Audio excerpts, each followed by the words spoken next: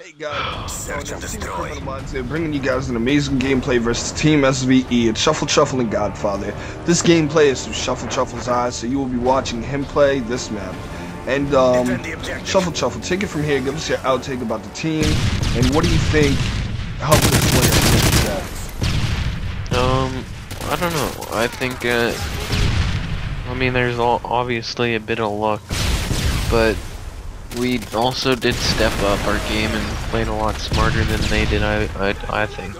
Yeah, of course we did. You know, there's a lot of questions going out there. The people that drop 9 kills or 10 kills are like supposedly the greatest players. And let me tell you something. Anybody can drop 9 to 10 kills on any team as long as they play it outright. But at the same time, you do need your supportive players, because Shuffle will tell you I am his support player throughout the games. And I'll always stun out whatever he needs to be stunned, and once I hit him, I'll always get that extra assist. I might die and might not get like the 15 or 20 kills like everybody else, but at least I know for a fact that I was able to help my team get the win, and helps me feel better at the end of the night. But Shuffle, give us your own little outtake on it. No, that's totally right. I mean, you know, you really need your support players, and then you also need the players to draw quite a few kills and whatever. Yeah, of course, because like me and him just said, you could always get tons of kills. It does not make you a good player. We said it on yesterday's commentary, do not just go after kills. You want to be able to set your team up properly. And also, we would like a huge favor. If you could comment right down below and send us a message, we will actually add you on Xbox. And we are going to invite you to a game. And we want to show you guys our setups for tourneys and for game battles, whatever. And also a few different gaming styles. So don't forget, guys, send us a message or just comment down below, and we will immediately add you when we have the time. We'll actually do tons of scrims just with you and, you know, whoever else we get. And we're going to show them how to set up and how is the best way to make sure that you're actually leaving the game with the W. Yep. Now, Shuffle. For people that do not have the greatest shots, what do you think about control freaks for those players? I don't know. If people don't really have the best shot, all I could say is basically just play variant scrims against the best teams you can possibly get to help out your gun skill, and then also you could try control freaks or whatever they got it nowadays. I have no idea, and see if they help out a bit or whatever. You know, and the thing though about it is control freaks, and I don't mean this to offense to anyone. If your hands are not that large, control freaks are not for you. Due to the fact that there is a delay. If you're gonna go ahead and try to hit that B button for the game battles players, I know that you guys play on tactical. You're not actually going to make it there, because there is, even that 5 millisecond delay can really actually get you killed. Well, actually, I know a lot of people that play on default, to be honest, but you know, for the people that play on tactical, of course. Yeah. You know, if you are hitting the B button for knife and you don't have the big massive hands, do not use control freaks, because you will not make it to the knife button on time. I gotta tell you that right now.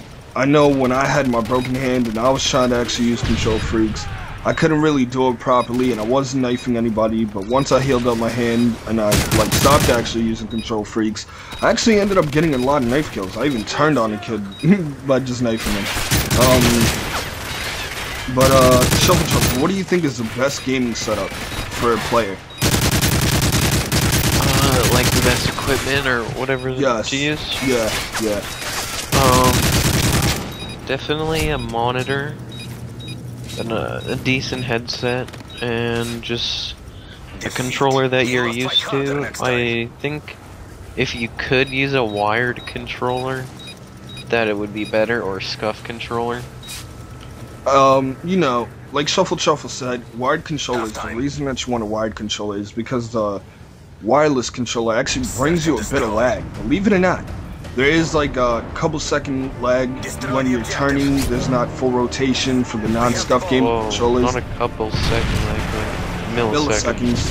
Yeah. But still, like we said, those milliseconds could always be crucial. And I know for a fact that I've already aimed in and shot at the kid, and apparently I didn't even get one bullet off.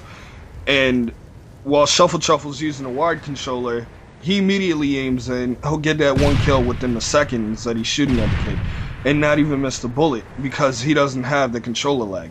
For some reason, I don't know what it is, I'm just guessing that the wireless controllers are better. And the reason that you want a scuff gaming controller is because it has the paddles on the back for whatever buttons you want to use. Of course, you never really want to do X and Y on those because that's completely useless. I gotta be 100% honest. And if you ever want to just start playing on tactical, a scuff gaming controller would be amazing for that. You just hit the back of the controller with the paddles, boom. You get your knife kills, and you're able to drop shot a lot faster than hitting the B button. But Shuffle, give us your little outtake on what's the best players to look for in game battles.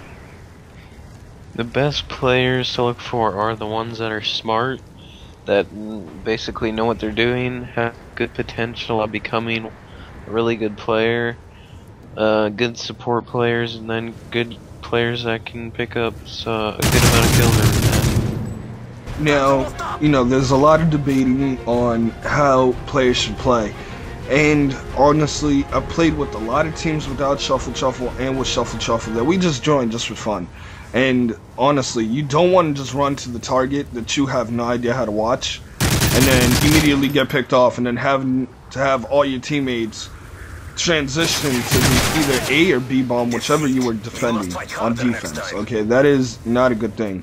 If you're strong at a certain target and your player can still watch the other target, like today when we were actually playing, I believe it was bootleg, right? Yeah. We actually had Bunny go middle, and I would go B Street with Shuffle in the setup for defense. And I would stun over the truck, and Shuffle was just giving me my assist, and I was able to support him out and help him get those kills and not let him die within the first 2 seconds. Because B Street on bootleg now is one of the hardest things to watch if you go there by yourself. You do want the player that knows how to stun and how to help you get those kills. Shuffle, what do you think would be the best type of support player? Definitely the one that can stun over stuff to stun the other players, and then to help you watch that area and also get your backs just in case there's someone that gets behind you guys or whatever. Now, in the setup, we're actually going to talk to you a little bit of a rush setup on hard hat. Okay? Now you want the one guy watching the A Street, and then you want 2 guys to go towards the A bomb with bomb, and 1 guy to go to the tunnel. Now as soon as that bomb is planted, the guy that's watching tunnel will have your front side and will not allow you to get shot in the back.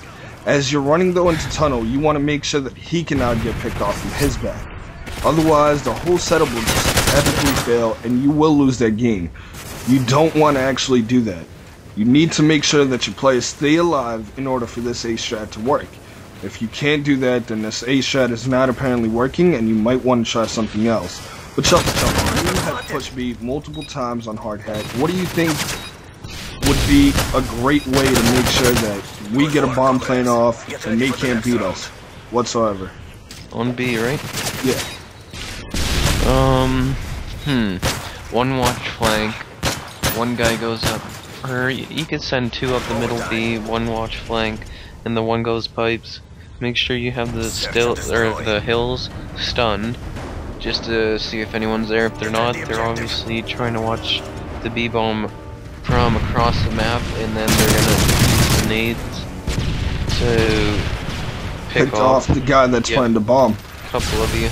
So I think it's better for when the guy goes on the bomb, he sits there for like, what, a couple seconds and runs off of it, and then you should hear like a couple nades being thrown, and then boom, then they're out of a couple of nades, so then go for the plant, and then basically you'll get it off and everyone's set up and you win the round.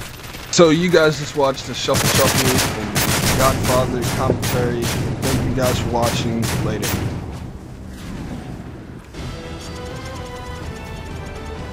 triumphant.